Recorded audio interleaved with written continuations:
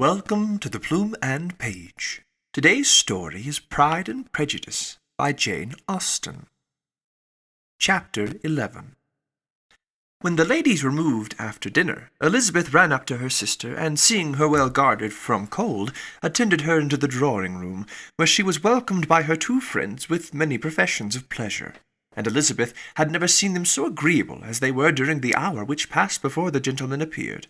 Their powers of conversation were considerable. They could describe an entertainment with accuracy, relate an anecdote with humour, and laugh at their acquaintance with spirit. But when the gentlemen entered, Jane was no longer the first object. Miss Bingley's eyes were instantly turned toward Darcy, and she had something to say to him before he had advanced many steps. He addressed himself to Miss Bennet, with a polite congratulation. Mr. Hurst also made her a slight bow, and said he was very glad. But diffuseness and warmth remained for Bingley's salutation. He was full of joy and attention. The first half-hour was spent in piling up the fire, lest she should suffer from the change of room, and she removed at his desire to the other side of the fireplace, that she might be further from the door.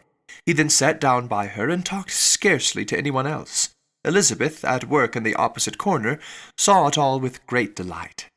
When tea was over, Mr. Hurst reminded his sister-in-law of the card-table, but in vain. She had obtained private intelligence that Mr. Darcy did not wish for cards, and Mr. Hurst soon found even his open petition rejected. She assured him that no one intended to play, and the silence of the whole party on the subject seemed to justify her. Mr. Hurst had therefore nothing to do but to stretch himself on one of the sofas and go to sleep. Darcy took up a book. Miss Bingley did the same, and Miss Hurst, principally occupied in playing with her bracelets and rings, joined now and then in her brother's conversation with Miss Bennet.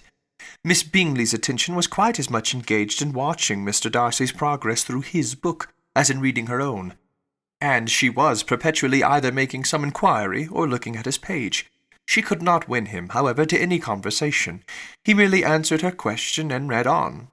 At length, quite exhausted by the attempt to be amused with her own book, which she had only chosen because it was the second volume of his, she gave a great yawn and said, "How pleasant it is to spend an evening in this way! I declare after all there is no enjoyment like reading. How much sooner one tires of anything than of a book. When I have a house of my own I shall be miserable if I have not an excellent library." No one made any reply. She then yawned again, threw aside her book, and cast her eyes round the room in quest for some amusement. When hearing her brother mentioning a ball to Miss Bennet, she turned suddenly toward him and said, "By the by, Charles, are you really serious in meditating a dance at Netherfield? I would advise you, before you determine on it, to consult the wishes of the present party. I am much mistaken if there are not some among us to whom a ball would be rather a punishment than a pleasure." "If you mean Darcy," cried her brother, "he may go to bed, if he chooses, before it begins.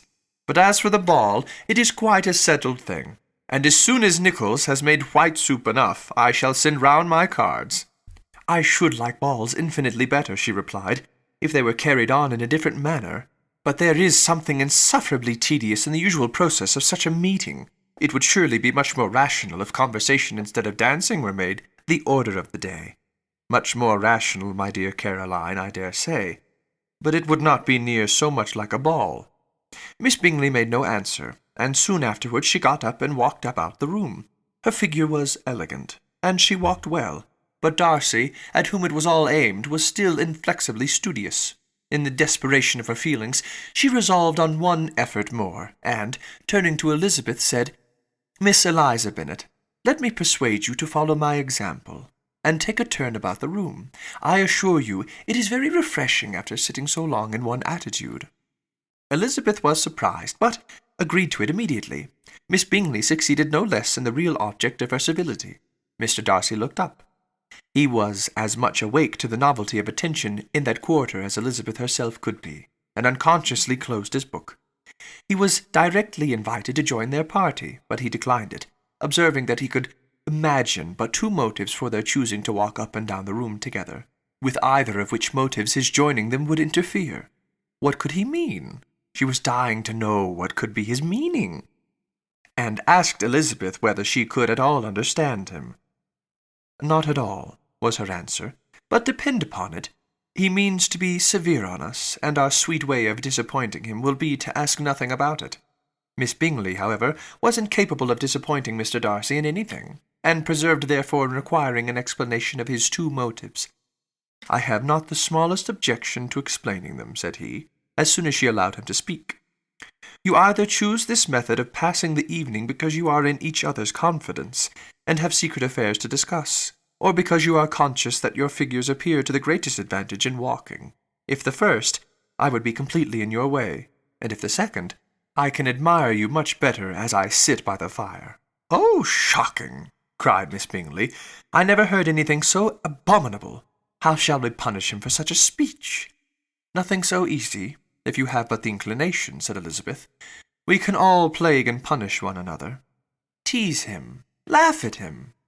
Intimate as you are, you must know how it is to be done. But upon my honour I do not. I do assure you that my intimacy has not yet taught me that. Tease calmness of manner and presence of mind. No, no, I feel he may defy us there. And as to laughter, we will not expose ourselves, if you please, by attempting to laugh without a subject. Mr. Darcy may hug himself." "Mr. Darcy is not to be laughed at," cried Elizabeth. "That is an uncommon advantage, and uncommon I hope it will continue, for it would be a great loss to me to have many such acquaintances. I dearly love a laugh. Miss Bingley," said he, "has given me more credit than can be. The wisest and the best of men, nay, the wisest and best of their actions, may be rendered ridiculous by a person whose first object in life is a joke." "Certainly," replied Elizabeth, "there are such people, but I hope I am not one of them. I hope I never ridicule what is wise and good. Follies and nonsense, whims and inconsistencies do divert me, I own, and I laugh at them whenever I can. But these, I suppose, are precisely what you are without. Perhaps that is not possible for anyone, but it has been the study of my life to avoid those weaknesses which often expose a strong understanding to ridicule." "Such vanity and pride." "Yes, vanity is a weakness indeed, but pride, where there is a real superiority of mind, pride will be always under good regulation." Elizabeth turned away to hide a smile.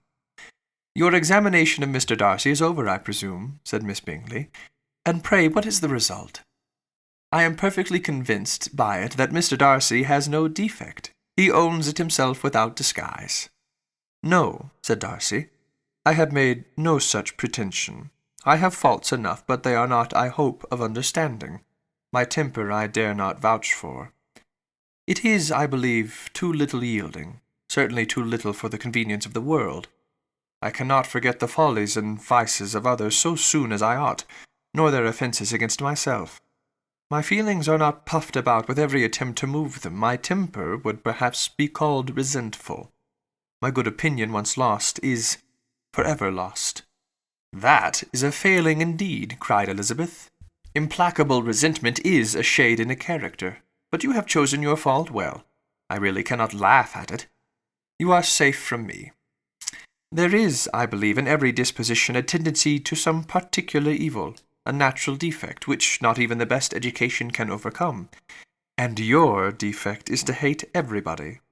And yours," he replied with a smile, "is wilfully to misunderstand them." "Do let us have a little music," cried Miss Bingley, tired of a conversation in which she had no share. "Louisa, you will not mind my walking Mr. Hurst?" Her sister had not the smallest objection, and the pianoforte was opened, and Darcy, after a few moments' recollection, was not sorry for it. He began to feel the danger of paying Elizabeth too much attention.